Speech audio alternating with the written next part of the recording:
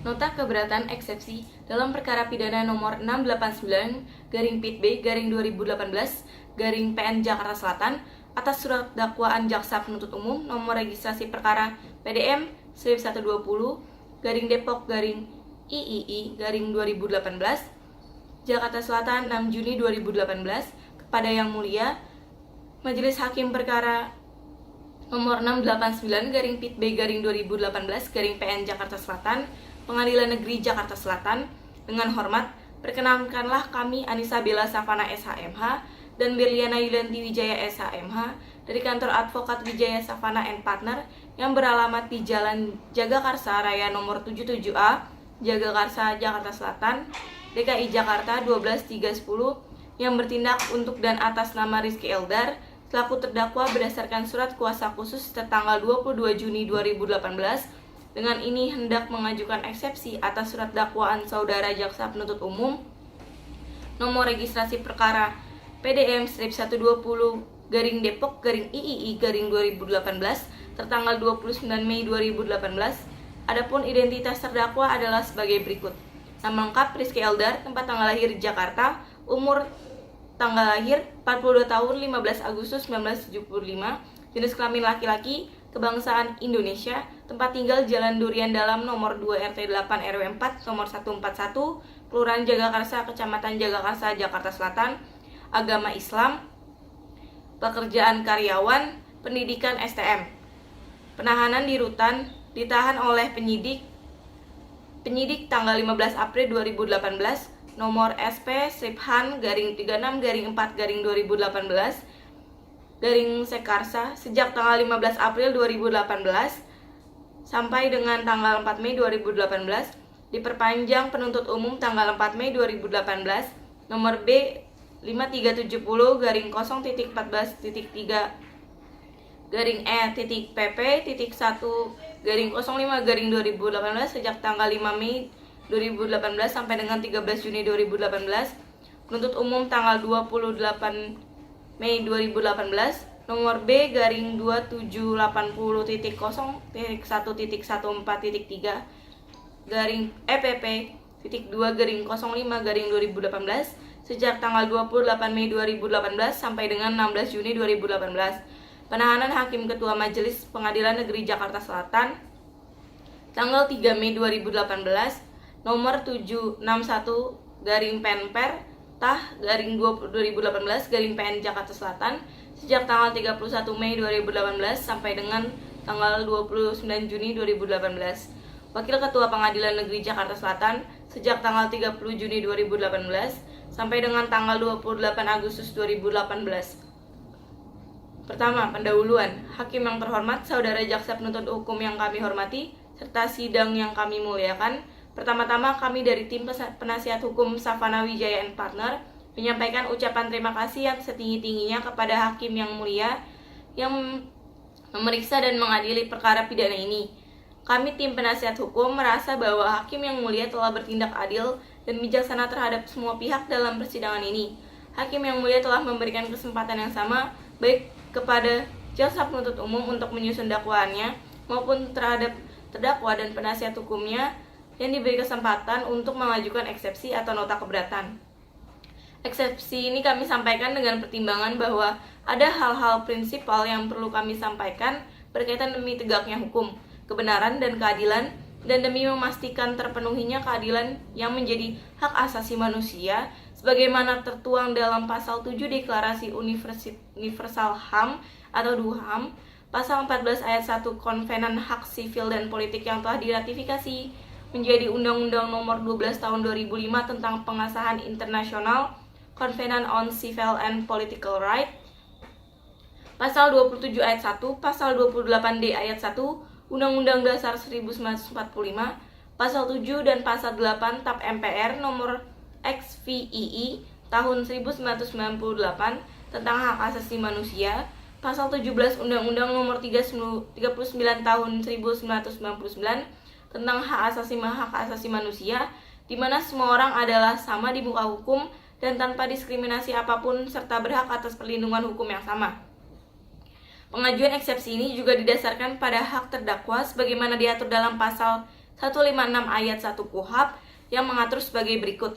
Dalam hal terdakwa atau penasihat hukum mengajukan keberatan bahwa pengadilan tidak berwenang mengadili perkara atau dakwaan tidak dapat diterima atau surat dakwaan harus dibatalkan, maka setelah diberi kesempatan oleh jaksa penuntut umum untuk menyatakan pendapatnya, Saya Disabela Savana dengan NIM 17106111145 akan membacakan eksepsi bagian kedua dan bagian ketiga. Bagian kedua, alasan keberatan. Alasan keberatan, Hakim yang mulia, jaksa penuntut umum yang kami hormati, adalah tepat sekali jika majelis hakim yang mulia memperhatikan kualitas dakwaan yang diajukan oleh jaksa penuntut umum, apakah rumusan delik dan penerapan pasal 372 KUHP Jungto pasal 55 ayat 1 ke 1 Kitab Undang-Undang Hukum Pidana atau pasal 378 KUHP Jungto pasal 55 ayat 1 ke 1. Untuk perkara ini sudah tepat dan benar, dan apakah sudah sesuai dengan fakta dan bukti kejadian yang sebenarnya, sebagaimana memuat semua unsur tindak pidana yang didakwakan yang apabila ketentuan tersebut tidak dipenuhi mengakibatkan batalnya surat dakwaan tersebut. Hal ini sesuai kutipan pada pasal 143 ayat 2 KUHP yang berbunyi, penuntut umum membuat surat dakwaan yang diberi tanggal dan ditandatangani serta berisi A. Nama lengkap, tempat lahir, umur dan tanggal lahir, jenis kelamin, kebangsaan, tempat tinggal, agama, dan pekerjaan tersangka. B. Uraian secara cermat, jelas, dan lengkap mengenai tindak pidana yang didakwakan dengan menyebutkan waktu dan tempat tindak pidana dilakukan. Memperhatikan bunyi pasal 143 ayat 2 KUHP tersebut, terdapat dua unsur yang harus dipenuhi dalam surat dakwaan, yaitu syarat formil pada pasal 143 ayat 2 huruf A dan syarat material yaitu pada pasal 143 ayat 2 huruf B. Selanjutnya, pasal 143 ayat 3 KUHP secara tegas menyebutkan bahwa tidak dipenuhi syarat-syarat material suatu surat dakwaan menjadi batal demi hukum atau null and void. Dalam eksepsi ini, kami akan menyoroti khususnya pada syarat material yang untuk sebelumnya akan mencari tahu apa yang dimaksud dengan syarat cermat, jelas, dan lengkap. Dengan mengutip dari buku pedoman pembuatan surat dakwaan yang diterbitkan oleh Kejaksaan Agung halaman 12, yaitu sebagai berikut. Yang dimaksud dengan cermat adalah ketelitian jaksa penuntut umum dalam mempersiapkan surat dakwaan yang didasarkan kepada undang-undang yang berlaku bagi terdakwa, serta tidak terdapat kekurangan dan atau kekeliruan yang dapat mengakibatkan batalnya surat dakwaan atau tidak dapat dibuktikan. Yang dimaksud dengan jelas adalah jaksa penuntut umum harus mampu merumuskan delik-delik yang didakwakan sekaligus mempadukan dengan uraian perbuatan material atau fakta yang dilakukan oleh terdakwa dalam surat dakwaan. Dalam hal ini harus memperhatikan jangan sekali-sekali mempadukan dalam uraian dakwaan antara delik yang satu dengan delik yang lain yang unsur-unsurnya berbeda satu sama lain, atau uraian dakwaan yang hanya merujuk pada uraian dakwaan sebelumnya, seperti misalnya menunjuk pada dakwaan pertama, sedangkan unsurnya berbeda sehingga dakwaan menjadi kabur atau tidak jelas, obscure libel, yang diancam dengan kebatalan. Yang dimaksud dengan lengkap adalah uraian surat dakwaan harus mencakup semua unsur-unsur yang ditentukan undang-undang secara lengkap. Jangan sampai terjadi unsur delik yang tidak dirumuskan secara lengkap atau tidak diuraikan perbuatan materialnya secara tegas dalam dakwaan, sehingga berakibat perbuatan itu bukan merupakan tindak pidana menurut undang-undang. Bahwa berdasarkan pasal 156 ayat 1 KUHP menentukan 3 alasan keberatan atau eksepsi, yaitu 1. Pengadilan tidak berwenang mengadili perkaranya. 2. Dakwaan tidak dapat diterima. 3. Surat dakwaan harus dibatalkan. Poin ketiga tentang uraian keberatan di dalam surat dakwaan. Majelis Hakim yang terhormat, jaksa penuntut umum yang kami hormati, terdakwa serta hadirin sidang yang kami hormati, serta sidang yang kami muliakan. Uraian-uraian keberatan di dalam surat dakwaan primer jaksa penuntut umum ialah 1. Bahwa pada saat perkelahian berlangsung, Aditya Jitama juga melayangkan pukulan ke perut terdakwa Rizky Eldar, sehingga mengakibatkan nyeri di bagian perut terdakwa. Poin 2, bahwa Aditya Jitama mengirim pesan kepada Rizkyana dengan maksud untuk menawarkan produk yang sedang promo kepada Rizkyana yang menjadi tugasnya sebagai sales. Bahwa Aditya Jitama tidaklah benar menawarkan produk yang sedang promo kepada Rizkyana. Sedari dulu memang Aditya Jitama telah menyukai dan mencoba mendekati Rizkyana walaupun mengetahui Rizkyana telah memiliki teman dekat. Poin ketiga, bahwa terdakwa mengetahui hal tersebut dan terdakwa merasa cemburu sehingga terdakwa membalas pesan tersebut dengan menggunakan handphone Rizkyana, mengirim WA ke Aditya Jitama dengan tulisan kita ketemu saja lo di mana gue Eldar. Bahwa maksud dari terdakwa mengirim pesan tersebut ialah untuk menyelesaikan permasalahan secara diskusi agar tidak lagi terjadi hal-hal yang tidak diinginkan dan tidak ada maksud apapun terlebih bahkan untuk membuat keributan dengan Aditya Jitama. Poin keempat, bahwa setelah tidak ada respon dari Aditya Jitama, kemudian terdakwa menelpon Aditya Jitama dengan mengatakan sini lo gue Eldar anjing, dan telepon tersebut langsung ditutup. Bahwa terdakwa menjadi kesal karena tidak ada itikat baik dari Aditya Jitama untuk membalas pesan untuk menjelaskan apa sebenarnya alasan dan maksud dari Aditya Jitama mengirim pesan WhatsApp ke Rizkyana. Maka terdakwa menelpon Aditya Jitama dan mengatakan hal tersebut, namun langsung ditutup. Tidak adanya respon menjadi faktor terdakwa emosi. Poin ke-6, bahwa Aditya Jitama merasa kesal dimaki-maki sehingga Aditya Jitama membalas pesan dengan mengatakan lu tahu rumah gue, gak usah banyak bacot. Bahwa Aditya Jitama juga memicu perkelahian yang terjadi di Jalan Kelapa Hijau 3, RT 8 RW 3, nomor 35B, Kelurahan Jagakarsa, Kecamatan Jagakarsa, Jakarta Selatan.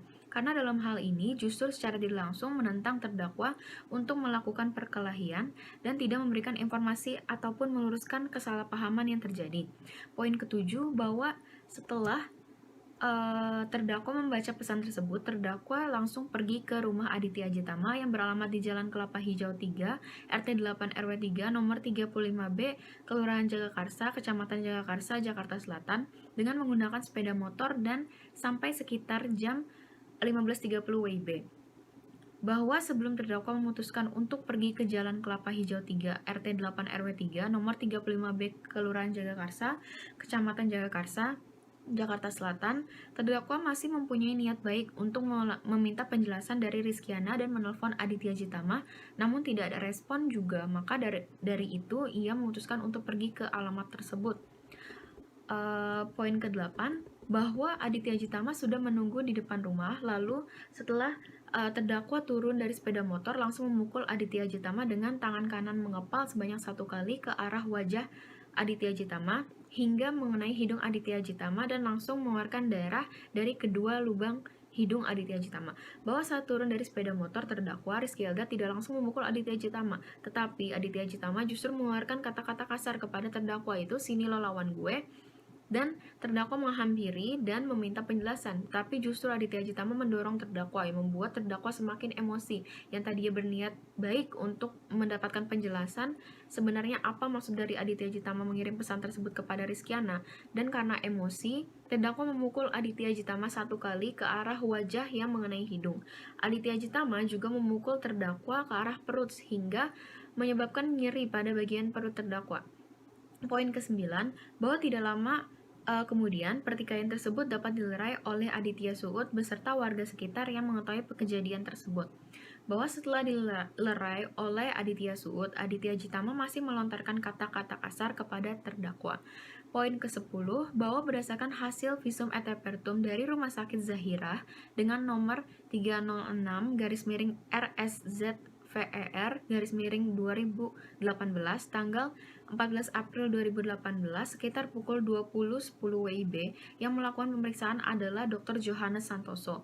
Menyimpulkan hasil pemeriksaan terhadap seorang laki-laki berumur 43 tahun yang bernama Aditya Jitama, ditemukan luka memar dan luka lecet pada bagian hidung yang disebabkan karena terkena benda tumpul, bahwa tidak ada niat dari awal oleh terdakwa Rizky Eldar untuk melakukan tindakan tersebut karena awalnya justru mengharapkan itikat baik adanya penjelasan dari Aditya Jitama terkait maksud dan tujuan mengirim pesan tersebut. Surat dakwaan obscur liber atau dakwaan kabur, bahwa sesuai dengan ketentuan pasal 143 ayat 2 huruf B dan ayat 3 KUHP, diatur surat dakwaan jaksa penuntut umum haruslah memenuhi syarat-syarat antara lain. Yang pertama, syarat formal, yaitu bahwa surat dakwaan harus menyebutkan identitas lengkap terdakwa atau tersangka, serta bahwa surat dakwaan harus diberi tanggal dan ditandatangani oleh jaksa penuntut umum. Kedua, syarat material bahwa surat dakwaan harus memuat dan menyebutkan waktu, tempat, delik dilakukan. Kemudian surat dakwaan haruslah disusun secara cermat, jelas, dan lengkap tentang tindak pidana yang didakwakan. Yang ketiga, surat dakwaan yang tidak memenuhi ketentuan sebagaimana dimaksud dalam ayat 2 huruf B akan batal demi hukum. Dalam eksepsi kami ini, yang kami ajukan keberatan adalah menyangkut isi surat dakwaan jaksa penuntut umum. Oleh karena itu, berkaitan dengan persyaratan material sebagaimana diharuskan pasal 143 ayat 2 huruf B dan ayat 3 KUHP. Khususnya yang mensyaratkan bahwa dakwaan haruslah disusun secara cermat, jelas, dan lengkap tentang tindak pidana yang didakwakan. Berkenaan dengan maksud ketentuan pasal 143 ayat 2 huruf B dan ayat 3 KUHP, maka perkenankan kami untuk menyampaikan nota keberatan dan eksepsi, karena jaksa penuntut umum kami anggap tidak cermat, jelas, dan lengkap dalam membuat surat dakwaan karena jaksa penuntut umum tidak mengurai kronologis peristiwa hukum yang sebenarnya. Bahwa yang harus majelis hakim ketahui bahwa terdakwa tidak pernah melakukan hal atas dasar keinginan sendiri, tanpa ada sebab terlebih dahulu. Perbuatan terdakwa diawali oleh sikap Aditya Ajitama yang memancing emosi dari saudara Rizky Eldar. Jaksa penuntut umum juga mengungkapkan kejadian yang tidak benar adanya yang menyebutkan bahwa jika terdakwa Rizky Eldar yang menciptakan perkelahian yang menuju pada penganiayaan terhadap Aditya Ajitama. Majelis hakim yang kami muliakan, di dalam dakwaan penuntut umum terdapat kata-kata atau kalimat-kalimat yang berbunyi sebagai berikut. Bahwa Aditya Ajitama sudah menunggu di depan rumah, lalu setelah terdakwa turun dari sepeda motor, langsung memukul Aditya Ajitama dengan mengepal satu kali ke arah wajah saksi Aditya Ajitama, hingga mengenai hidung Aditya Ajitama dan langsung mengeluarkan darah dari kedua lubang hidung Aditya Ajitama. Bahwa dari kalimat-kalimat yang terdapat dalam dakwaan penuntut umum tersebut dapat ditarik kesimpulan bahwa penuntut umum melewati fakta sesungguhnya yang terjadi di tempat perkara, dan tempat tersebut merupakan perbatasan antara wilayah Jakarta Selatan dengan Depok. Serta faktanya, terdakwa tidak langsung memukul Aditya Ajitama setelah turun dari motor, tetapi menghampiri Aditya Ajitama dan berbicara meminta penjelasan.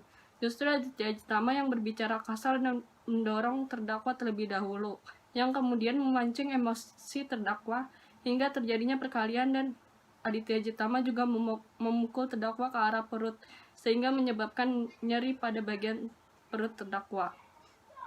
Bahwa kalimat tersebut cenderung hanya asumsi belaka tanpa didasarkan fakta yang jelas dan lengkap, sehingga tidak terdapat adanya kepastian tempat atau lokus dan waktu atau tempus, dan uraian cara perbuatan-perbuatan terdakwa sehingga memenuhi unsur-unsur tindak pidana yang didakwakan. Yang disebutkan penuntut umum dalam dakwaannya tersebut sama sekali tidak memenuhi syarat yang ditentukan dan diatur dalam pasal 143 ayat 2 butir B, yakni syarat cermat, jelas, dan lengkap.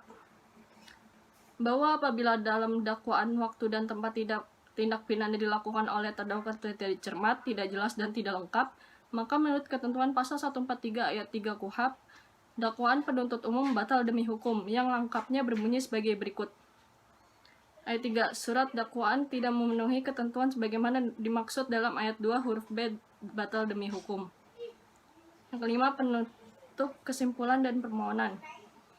Majelis hakim yang kami muliakan, perlu kami sampaikan pada bagian penutup ini bahwa segala keberatan kami di atas semuanya adalah syarat material dakwaan penuntut umum. Segala uraian kami di atas adalah dalam rangka menguji kecermatan, kejelasan, dan kelengkapan dakwaan yang telah dirumuskan oleh penuntut umum, sehingga penuntut umum untuk tidak menghindar dari kewajibannya untuk menanggapi dengan jawaban klasik seperti eksepsi penasihat hukum telah memasuki pokok perkara. Marilah sebagai sesama penegak hukum kita mengupayakan kebenaran dan keadilan. Apabila memang perkara ini menurut hukum tidak dapat dilanjutkan, maka sudah seharusnya perkara ini dihentikan sampai di sini. Janganlah memaksa diri untuk memenuhi target tertentu atau sekedar menyelamatkan muka dengan mengorbankan terdakwa yang mengorbankan hukum serta keadilan dan kebenaran itu sendiri. Kegagalan dalam penegakan keadilan atau miscarriage of justice merupakan persoalan krusial pada saat ini yang dihadapi oleh negara kita dalam penegakan sistem peradilan pidananya. Persoalan ini juga merupakan isu penting di tengah upaya memajukan dan menegakkan hak-hak asasi manusia dan demokrasi yang merupakan pilar penting dari penegakan pemerintah yang baik atau good governance. Istilah miscarriage of justice terus berkembang dan dipergunakan untuk menggambarkan bahwa dalam sistem hukum negara kita terdapat kemungkinan terjadinya kesalahan dalam putusan pengadilan yang menyebabkan seseorang harus menjalani hukuman atas kejahatan yang tidak dilakukannya. Berdasarkan uraian di atas, dalam memeriksa perkara atas nama terdakwa Rizky Eldar, patutlah kita berpegang pada asas-asas yang tergantung dalam penegakan keadilan dan harus menghindari tindakan-tindakan atau proses yang dapat merusak integritas sistem sebagai upaya untuk menghindari terjadinya miscarriage of justice. Dari seluruh uraian tersebut di atas, kiranya dapat ditarik kesimpulan sebagai berikut. Dakwaan penuntut umum tidak memenuhi syarat material di mana telah disusun secara tidak cermat, tidak jelas, dan tidak lengkap, serta keliru menempatkan perbuatan terdakwa karena tidak menguraikan secara cermat, jelas, dan lengkap mengenai perbuatan pidana sehingga dakwaan penuntut umum batal demi hukum.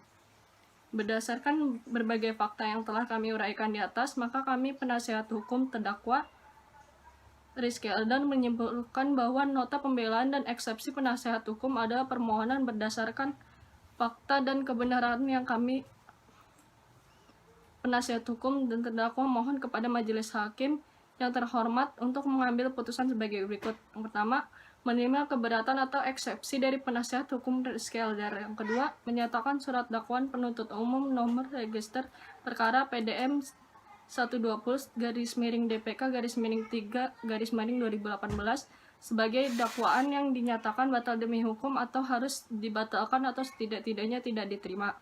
Yang ketiga, menyatakan perkara aqua tidak diperiksa lebih lanjut. Yang keempat, memulihkan harkat martabat dan nama baik Rizky Eldar. Yang kelima, membebankan biaya perkara pada negara. Atau jika